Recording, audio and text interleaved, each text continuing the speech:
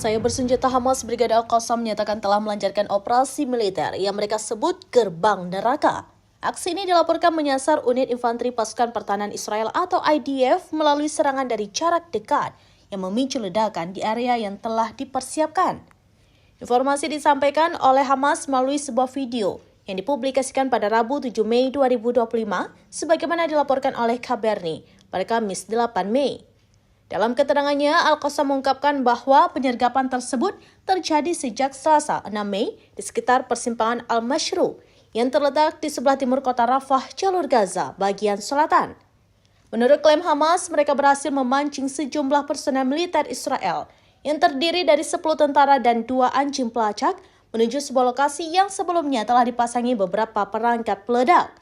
Alat-alat peledak itu kemudian diaktifkan sesaat setelah pasukan Israel tiba di area penyergapan.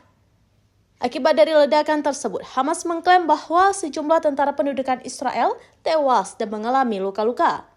Lebih lanjut, Hamas menyatakan bahwa helikopter Israel segera menuju lokasi kejadian untuk mengevakuasi korban yang terluka. Situasi di sekitar lokasi penyergapan dilaporkan masih tegang dengan bentrokan bersenjata yang terus berlangsung hingga berita ini diturunkan.